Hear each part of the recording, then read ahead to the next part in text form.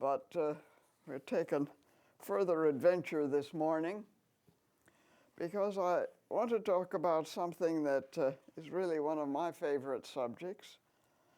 And I always feel that if I talk about something in which I'm interested, at least I'm not bored, even if my audience is bored.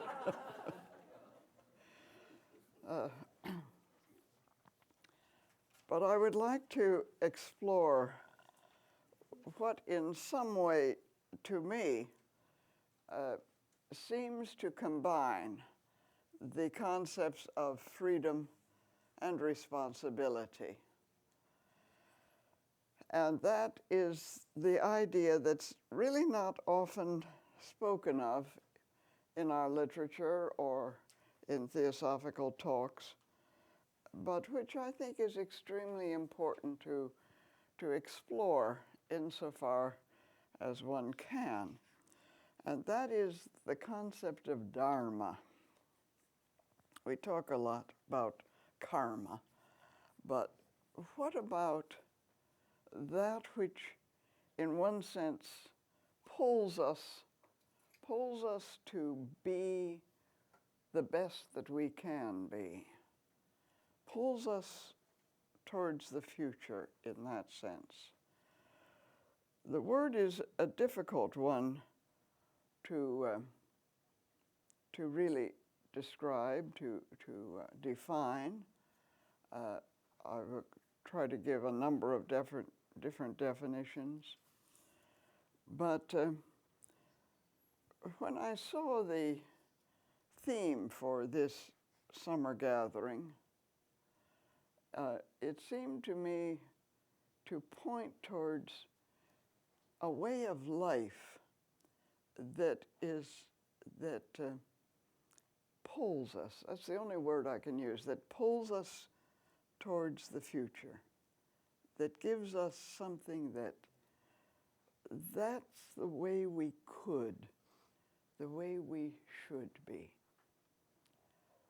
Because in many respects, I think all of us feel at times that we don't live as we could or ought or should or might live. That somehow we don't quite come up to what we visualize. Of course, this word we know appears in the original Sanskrit version of the motto of the Theosophical Society. A phrase, of course, that HPB confiscated from the Maharaja of Benares, but really which appears, of course, in the great Indian epic, the Mahabharata, where it is, of course, Satyam Paro Nasti Dharma, a motto that Dr. Arundel always translated as, "There's nothing nastier than truth."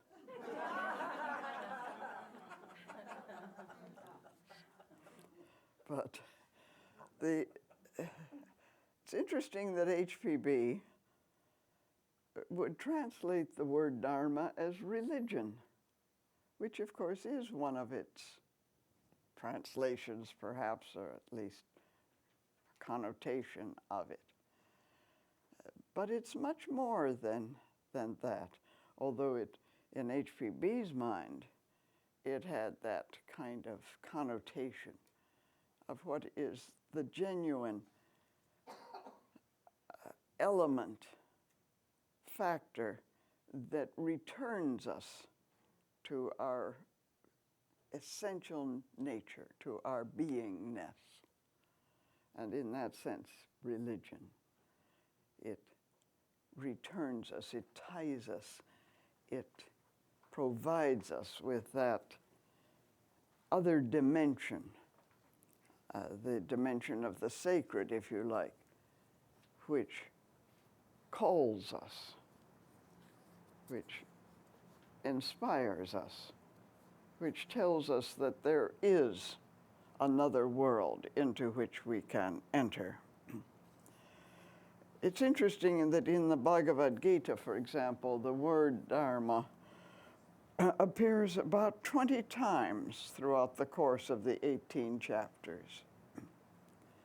And Annie Besant's translation deals with this term as duty, as family traditions, family customs, knowledge, righteousness, law, life-giving wisdom, right. An amazing scope of understanding. And somehow for me, it epitomizes the nature of the freedom about which Stefan has been speaking so eloquently and so beautifully, that freedom which is at the in a transcendental domain where there is a complete openness to the truthfulness of everything, of all that is, to the reality. Annie Besant, of course, gave a number of lectures on Dharma, and they are compiled in a little work, of course. And she called it the law of our best being, the law that pulls us towards the future. Or, as she said, the law of unfolding life, the law of growth, intimately connected with how one conducts one's existence. And I think that it's an extremely practical concept that should call us, if I can put it that way, should call us to something more than we are at the moment. And I think we all feel that kind of pull within to be more, to be what we really aspire to become. It's interesting, I know that many people have said, why do we use Sanskrit terms, so many of them? Well, Sanskrit to me is a very beautiful language. It's a very philosophical language, much more so in a sense than English is, which is a good commercial language. But it has multiple meanings. And of course, the word karma has entered into our English vocabulary. But interestingly enough, as I was thinking about this, I received the announcement of the programs and classes of the C.G. Jung Foundation in New York, because I subscribe to one of the Jungian journals from there. And as I was leafing through the number of courses that they were offering, lo and behold, an American Jungian practitioner was giving a series of classes entitled Turning Karma into Dharma. And I thought, this is extremely interesting. That, there's a kind of synchronicity. One is thinking along certain lines, and almost everything you pick up seems to have some relevance to what you've been thinking. I'll be thinking about some particular topic, and I go to my bookshelves and inevitably pick up the book that I may not have looked at for several years, and in it is precisely what I'm looking for, and which says it better than I could say it, and so on. So I've thought that was very interesting to find that there's a course of lectures, classes being given in New York by the C.G. Jung Foundation, Turning Karma into Dharma. There we are.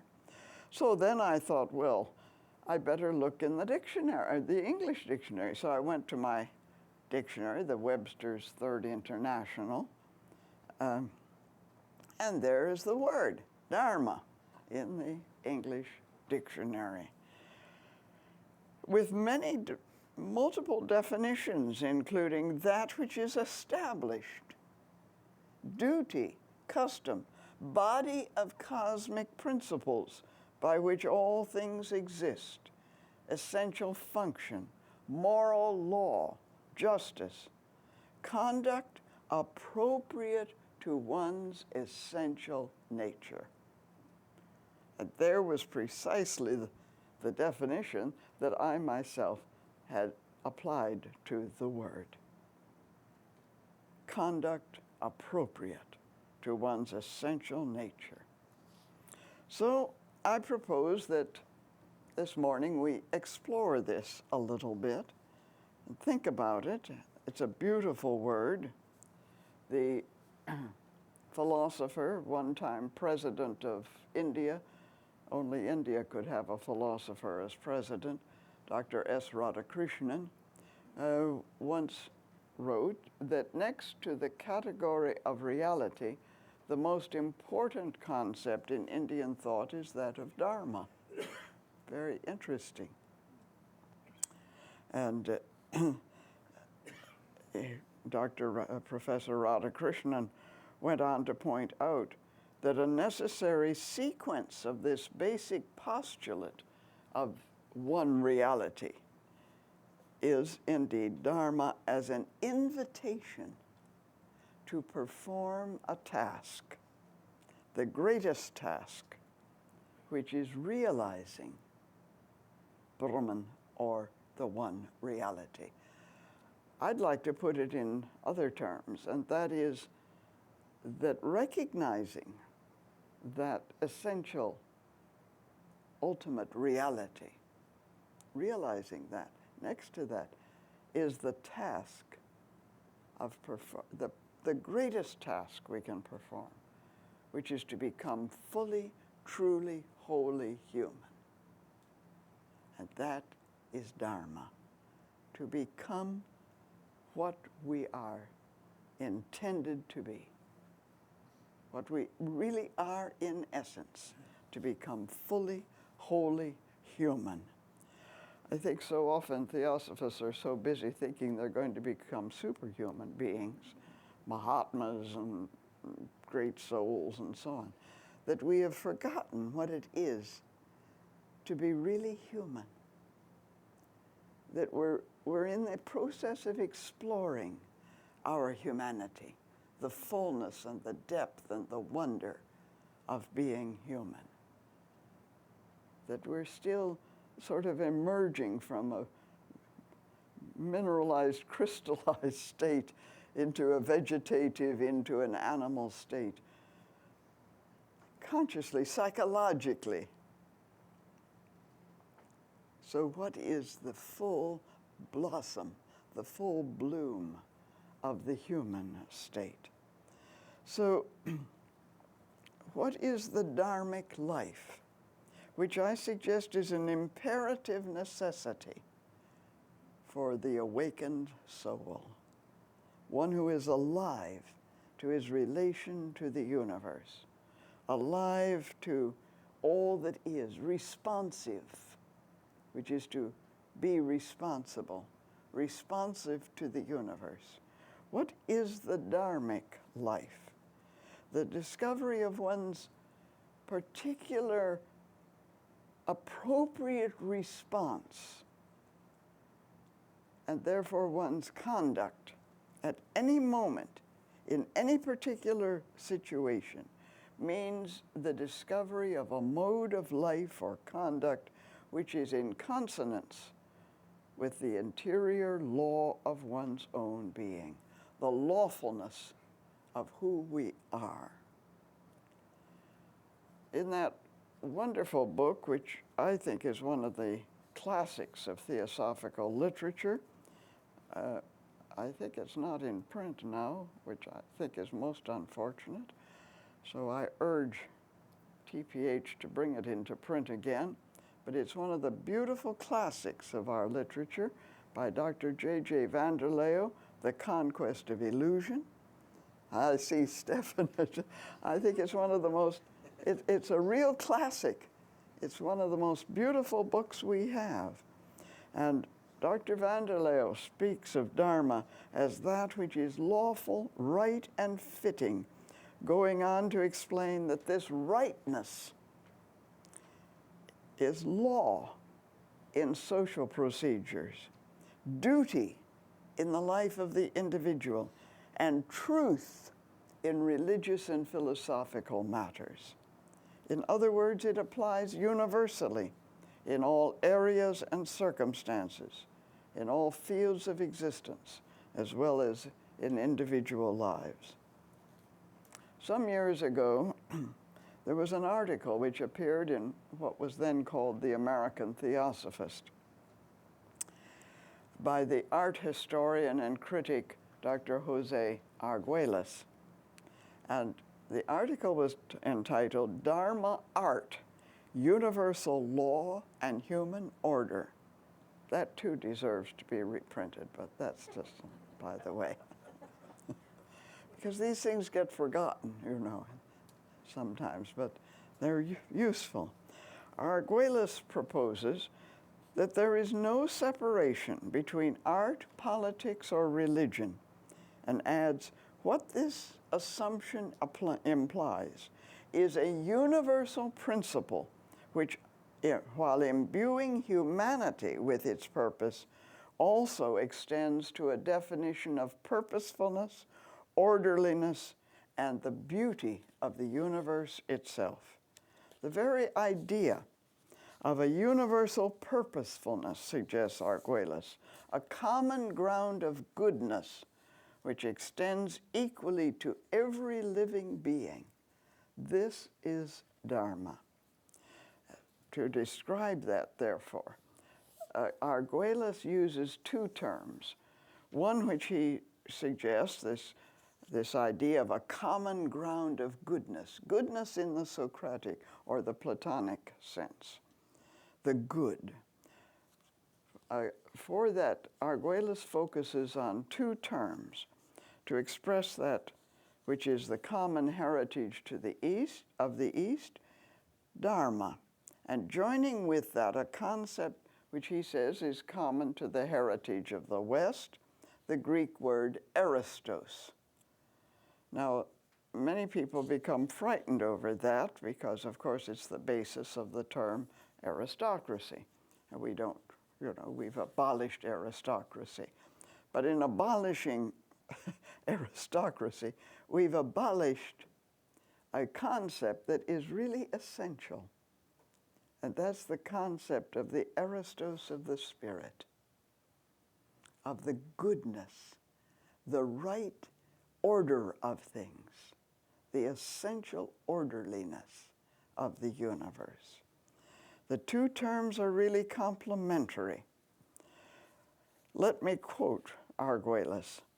If we look back, he says, to the earlier stages of our common development, to that age when reflection and contemplation first began to embellish the leisure time of our forebears, some such notion as Dharma presented itself. It's impossible, he said, to consider everything that Dharma means and implies without some recourse to that same act of contemplation. Because from this, he says, from this we draw the common inference that our basic goodness and our dignity are inextricably interwoven with Dharma, just as Dharma is imprinted on all that is. In other words, that which is best in us, which from the Platonic point of view, we may consider the good, the true, the beautiful, the appropriate, the right,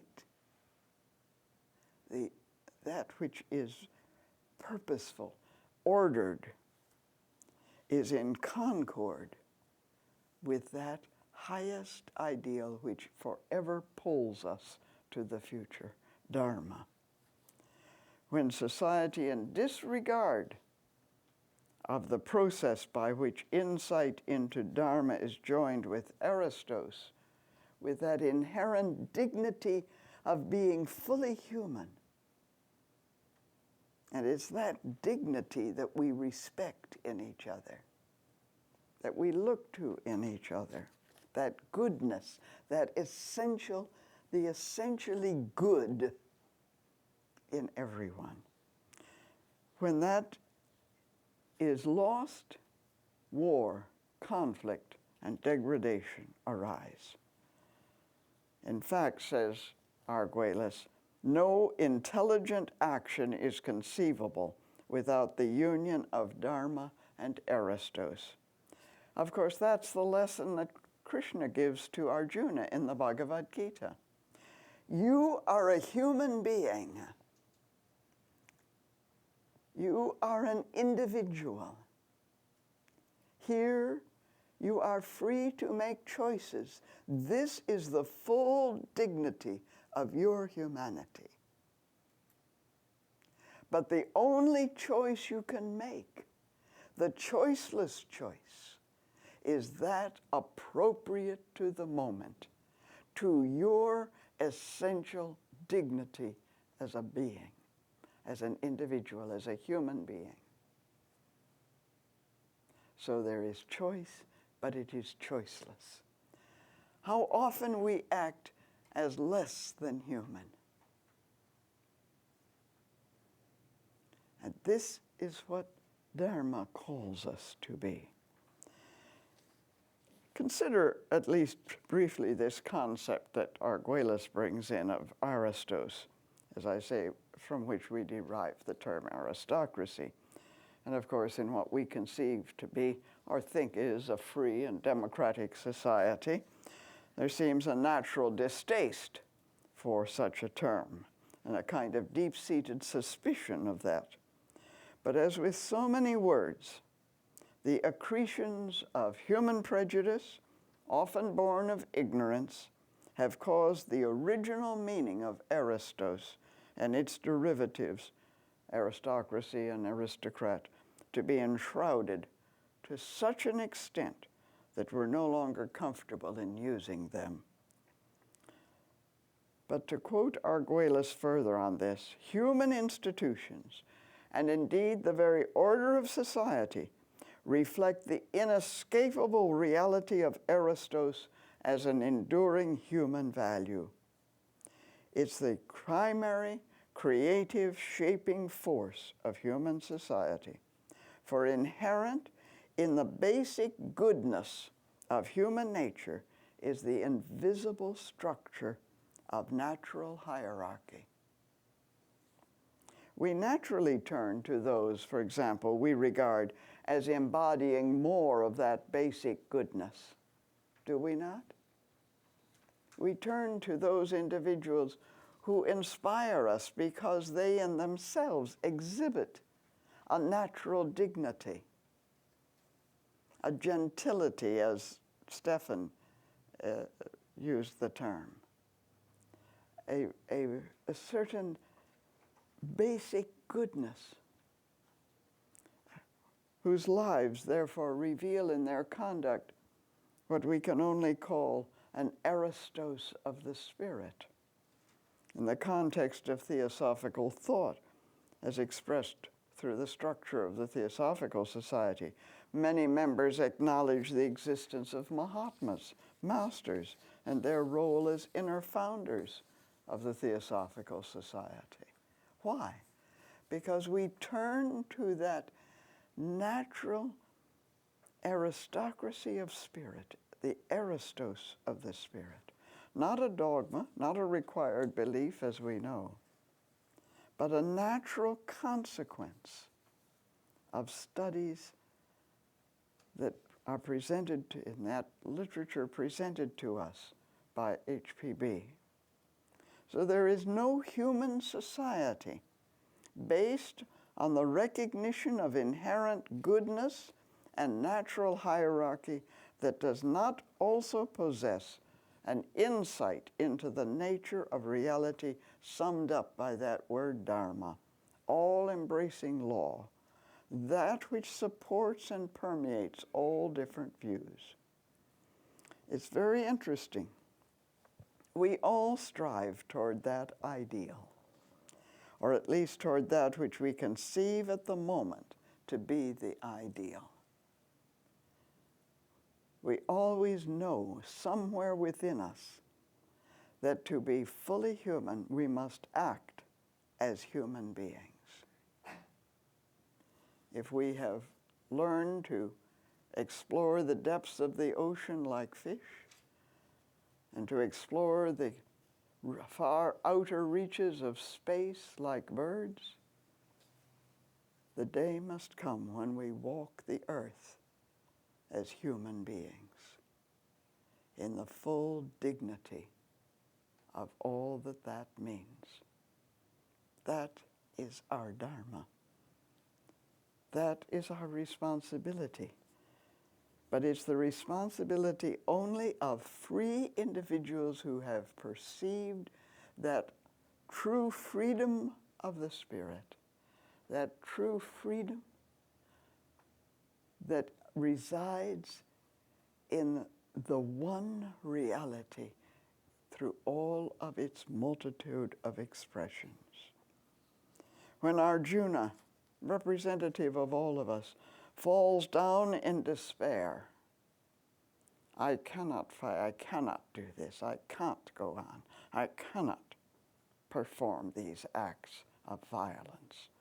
Krishna reminds him not of the past which brought him to that, not of the karmic circumstances, but Krishna calls him to his present unique occasion, his present obligation. Looking to thine own Dharma, thou shouldst not tremble. You are a human being. You are an individual. Stand up and fight. So he who doeth the Dharma, laid down by his own nature, incurreth not sin, says Krishna in the 2nd chapter, and again repeats it in the 18th chapter throughout, calling him to the dignity, the aristos of his own nature. So we begin to realize that there's no single English word which conveys all the richness of meaning in that beautiful word Dharma. The root of the word dri, of course, is to support, to nourish, to aid, to bring forth. And so it's translated, what nourishes us in the Buddhist tradition, the teaching. It's often, of course, I take my refuge in the Dharma, in the teaching. But what is the teaching? The teaching ultimately, out of the Four Noble Truths, the teaching is there is a way of life that is in accordance with the lawfulness of all things. That's the essence of the Four Noble Truths. Yes, one can go through them and say this is the teaching, suffering, the truth of suffering, which is to bear with all beings. To suffer is to bear with, sub pharaoh, to undertake, to bear with, because everything is unsatisfactory until we bring that vision that makes it whole. And the cause lies in that which really holds us, entraps us into desire, into passion that holds, not that passion that frees, which is compassion. And so one could go on. It's used again and again in terms of duty, which is again a word that we don't much like. We don't like to feel that we have to do something. But duty also is a beautiful word. And one finds it again and again in the Mahatma letters. That law, which is law with us. No power can make us abate one jot or tittle of our duty, says the Mahatma Maurya.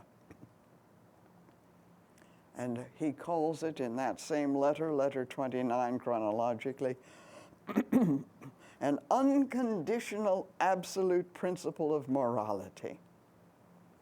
And one of the most beautiful statements in the letters, and I agree with Stefan's statement yesterday. Yes, these are letters that were written to one individual at a particular time in a particular place and under particular circumstances. But there are many statements, I would add, in the letters when it is not so much to sin it as through sin it to every individual who aspires. So there are many statements to sin it, but there are many statements through sin it, an expression of a universal principle, of universal principles of morality. And so the Mahatma says, I am as I was, and as I was and am, so am I likely always to be, the slave of my duty to the lodge and mankind, not only taught but desirous to subordinate every preference for individuals to a love for the human race. A statement that I think we could take to heart. In another letter, K.H. echoes his great brother Maurya and indicates a wider meaning to the word duty than can only be understood by recognizing its spiritual as well as its ethical connotations. He tells Sinnett, duty is for us stronger than any friendship or even love, and without this abiding principle, which is the indestructible cement that has held together for so many millenniums the scattered custodians of nature's grand secrets, our brotherhood, nay, our doctrine itself, would have crumbled long ago into unrecognizable atoms. Notice, abiding principle. This is Dharma. Not just, duty is a poor word in that sense, and yet it is that interior obligation, responsibility that arises from that contact with that which one is. So when HPB, in writing of what is practical theosophy, in the Key to Theosophy, states that theosophy is the quintessence of duty, she also, I think, had in mind this great concept of Dharma. And so she could have said theosophy, the quintessence of theosophy is religion, or its law, its purpose, orderliness, all of that. And so she writes further that duty is that which is due to humanity, to our fellow men, neighbors, family, and especially that which we owe to all those who are poorer and more helpless than we are ourselves. And adds, this is a debt. We have an obligation. To be human means that you're in debt to everything in the universe, as it were, because everything in the universe conspired to bring you to this position. That's a long story, too. But she adds, this is a debt which, if left unpaid during life, leaves us spiritually insolvent and moral bankrupts in our next incarnation. No uncertain terms with HPB. Very clear. Now, all of this exploration, as I've taken it on, where are we, you and I, answering the call on what has been called our inter-pilgrim journey, a phrase that our friend Ravi Ravindra frequently uses. We are on an inter-pilgrim journey. To what task does Dharma call us? each one of us, in accordance with that goodness of our essential nature. How can we, as one writer put it, give our religious and spiritual ideas the incarnation of daily activity? That is, to me, the central question. How can I, understanding this great idea to some extent, having perceived that wider vision, that deeper vision, that more all-comprehensive vision, how can I give my religious and spiritual ideas an incarnation in my daily actions, feelings, and thoughts? There's a very brief letter from the Mahatma K.H. to Mr. Sinnott, which to some extent addresses this issue of incarnating Dharma in our normal round of activities. It's a letter which was written to Mr. Sinnott at a time when he was probably, like Arjuna, in something of a state of despair. And that's why I certainly agree with Stefan's statement that these are indeed letters written to a specific individual at specific times. But I think often, as I've said, not only are they to him but through him, but we can also extrapolate from them ideas which are helpful in our particular quandaries and our particular difficulties.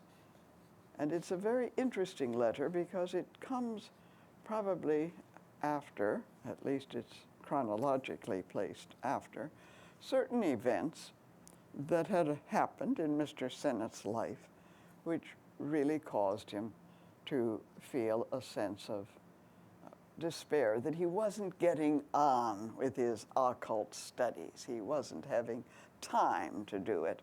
And he had been defeated, as it were, for the election as president of the London Lodge, when there were two very strong characters contending for the election, Mr. Sinnott on one side, and a remarkable woman, Anna Kingsford, on the other side, Anna Bonus Kingsford on the other side, representing the Hermetic philosophy, and of course Mr. Sinnott representing the Tibetan philosophy.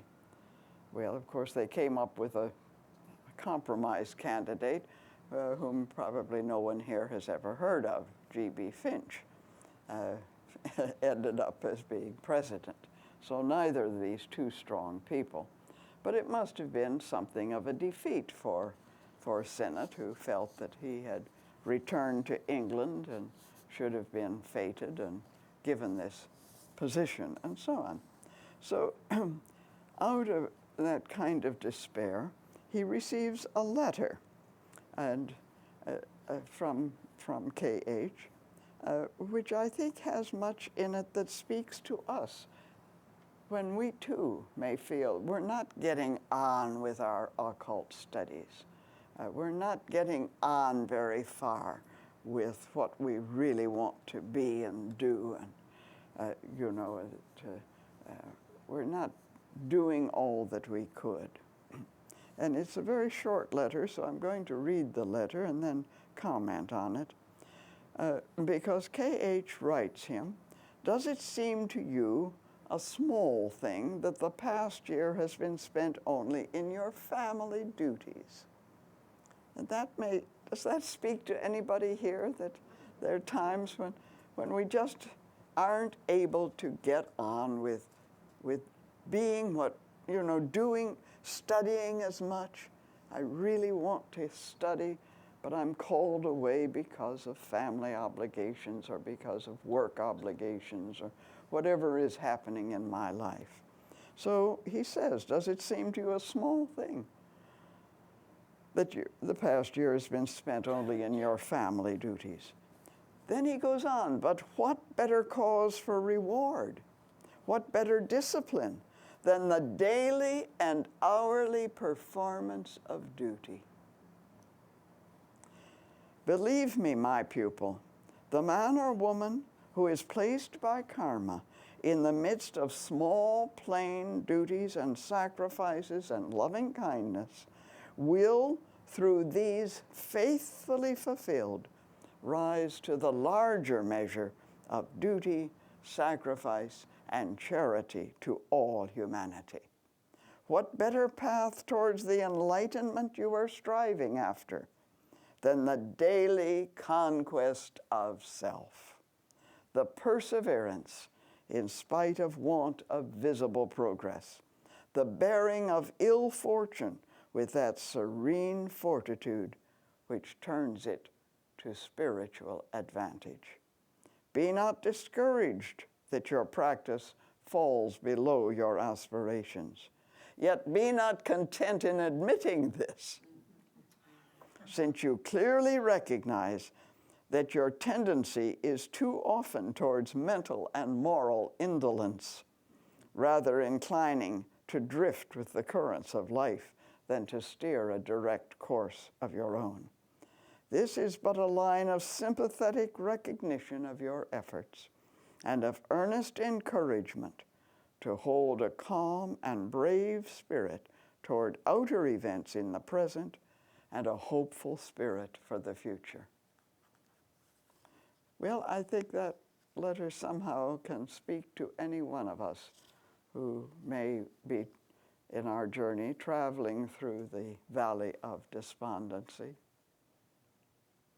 that it may call us to remember that at every moment there is an opportunity to act in such a way that we are truly human, that we exhibit that aristos of the spirit, that in even the plain duties of washing dishes and making beds and cooking meals, even the plain duties of picking up the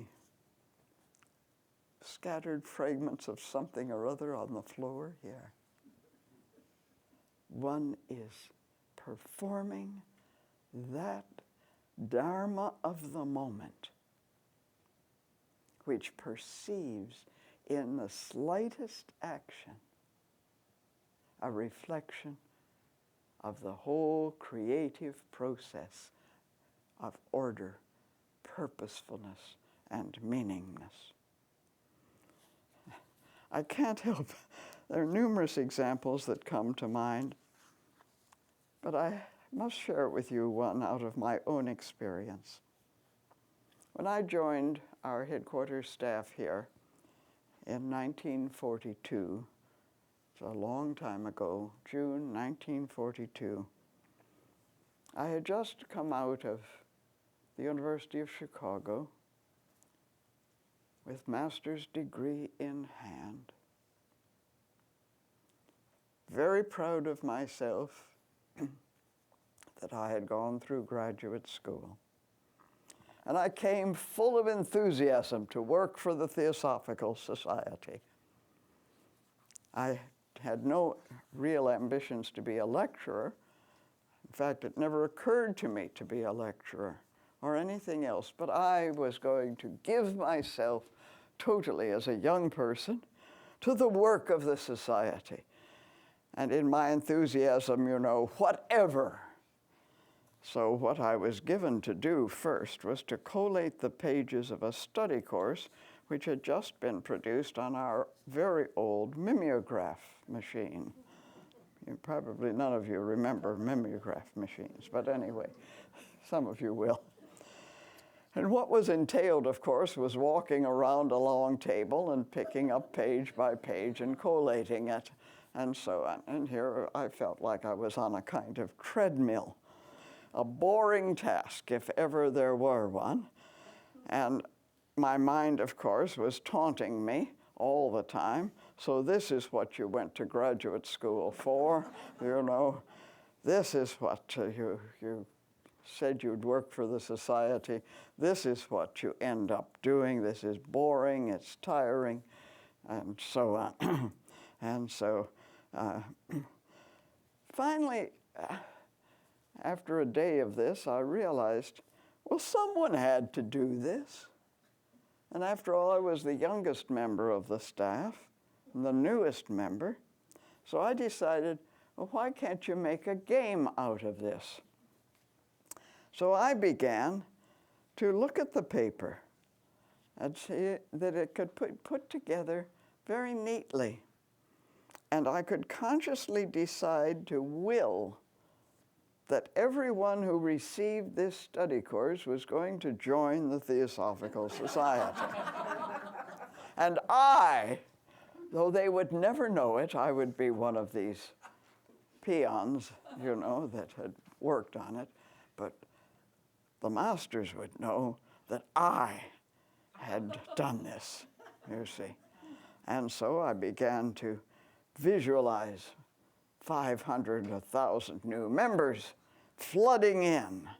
And somewhere in the ledger book of karma, I would receive the credit, of course. So I developed a little mantra as I went around the table. Join, join, you'll like it. Join, join, you'll like it. Join, join, you will like it. And that was my mantra. Freedom? Well, at last I began to have a little fun in performing the task that had first seemed so very boring and uninteresting. And I realized at once that I was free to choose my reaction to the assignment I had been given. My karma or my dharma? Perhaps a bit of both. Ready money karma, in the sense that I had to write the next study course. And certainly karma for the pride that I felt in bringing my graduate school superior mind to the service of the society. But at the moment, or perhaps it should be called in the now Dharma, performing a task that could ultimately bring theosophy to all an unknown number of individuals, all who might take that particular study class. There is freedom, there is choice, there is karma, but there is dharma. There, perhaps, was the small plain duty that might lead on to something else.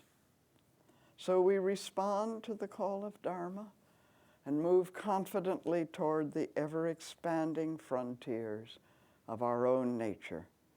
There is the adventure, forever pulling us forward, not pushing us as karma may, but pulling us towards the new frontiers, which are our unexperienced nature of our own being.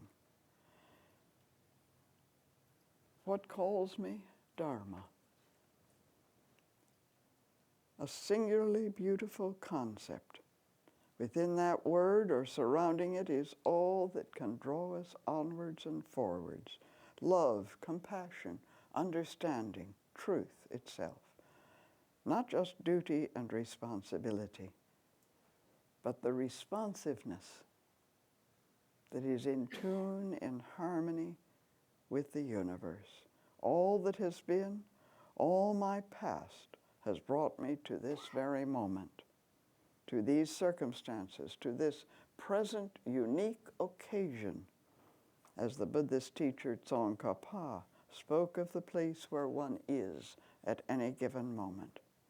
But as a pilgrim on a long and frontierless, even pathless pilgrimage, I am called to bring to this here now, this only time-place, the full aristos of spirit, and act in obedience to that one universal law which is both wisdom and compassion. In the Theologia Germanica, that remarkable document, as God is simple goodness inner knowledge and light.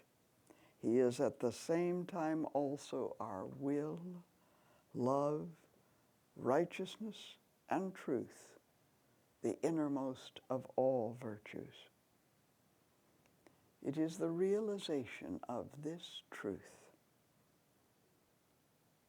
vouchsafed to the most insightful sages in all lands and cultures, that must be continually regained, lived, and celebrated.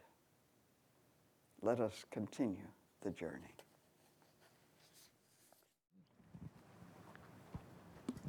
Joy, what do you think is the role of personal desire to move from a situation that you are in? For instance, what you're doing, your first job here at the headquarters. Eventually, you moved on to do more important things. And what is the balance on your personal desire and your divine Dharma? That's a very good question, Carmela. Because it's interesting, in my own career in the society, every step was not what I desired, but simply it was there that had to be taken. It was there that out of each action, the next unfolded. And at any point I could perhaps have said, no, I won't do that. But it seemed right to do it. And so one did what seemed appropriate at the time, at the moment. That's why when someone asks me, should I do this or that? I say, only you can know. Take it within. Contemplate it. Try to remove the personal element of personal desire. I would like to do this. You know, I remember when Sidney Cook, who was then the national president, said to me, we're going to send you on a short lecture tour. I was sent around in the Midwest here. And I said, but, you know, I don't know enough. And his answer, well, we'll start learning. You know. And so he said, you can speak? And I said, well, you know, I really not that comfortable in front of an audience, which I wasn't. But he said, well, the society needs speakers, so you're going to go out and speak. You know, so of course I took it out of the books and regurgitated it and so on. So it wasn't in accord, but I knew it had to be done. Someone had to do it. Someone had to do it, and it was as simple as that. So it had nothing to do with whether I wanted to or not. There was, what I wanted, the desire was really to be of service. That's, yes, Robert has.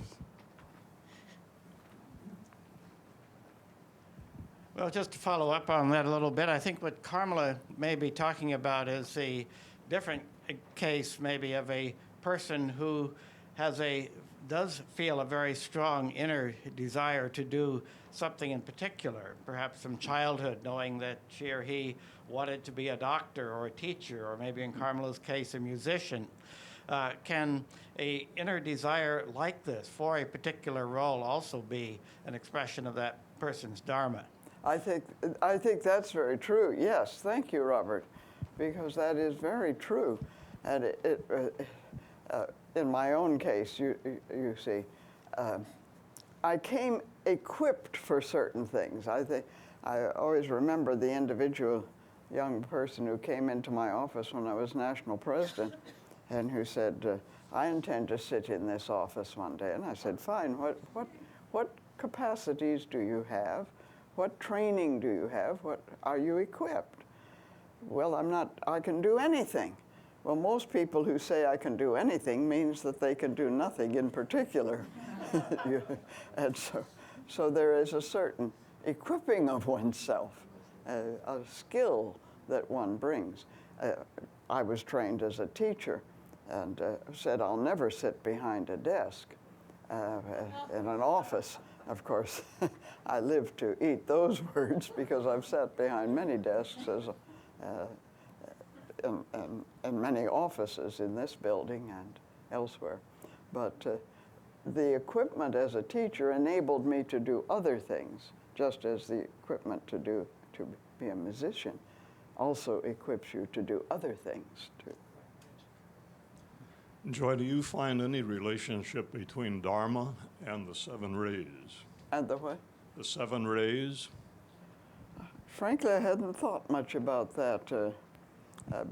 I suppose mainly because I think often we try to put ourselves in one ray or another, which I think becomes a little ridiculous at times, you know.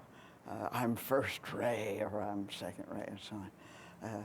I suppose ultimately from the interior point of view, from the point of view of the spirit within, or Atman if you like, there is indeed a development along certain lines, and certainly we see this with the Dian Chohans and the host of other beings and so on, host of consciousnesses if you like. So there probably is some relationship there that we're moving along particular lines. Yes. One more question. Joy, I'd like to see your comments on when other people have desires, you know, like in what you're talking about, you know, that someone, you know, how do we deal with that in the sense that you kind of get the feeling that, you know, this isn't for me, you know, other people have desires that are benevolent, you know, Yes. and try to steer one into a certain position. Yes. Well, this is very true. And I think one has to really, we have to become familiar with ourselves, really. We have an obligation to really be familiar with our own needs at times, our own understandings, and to move in accordance with that. So that we're not pawns in the game, although pawns can be very influential in obstructing the progress of the knights across the board. Yes, but we're not just subject to others' desires or what others think we should do. We have to look very closely at that. But if we're to me, one of the beautiful things about the Mahatmas is that each one is in himself true to his own nature, not trying to do what someone else tells him.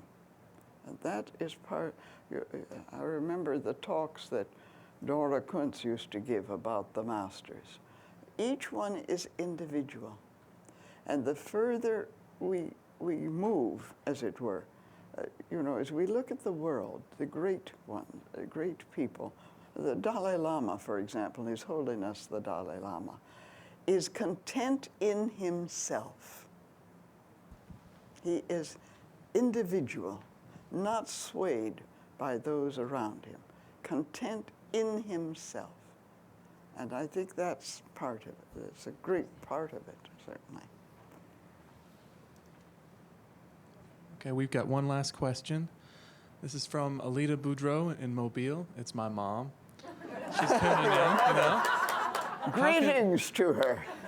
How can we learn to balance our Dharma between family, work, and our community service? How can we learn our Dharma between family, work, and community service?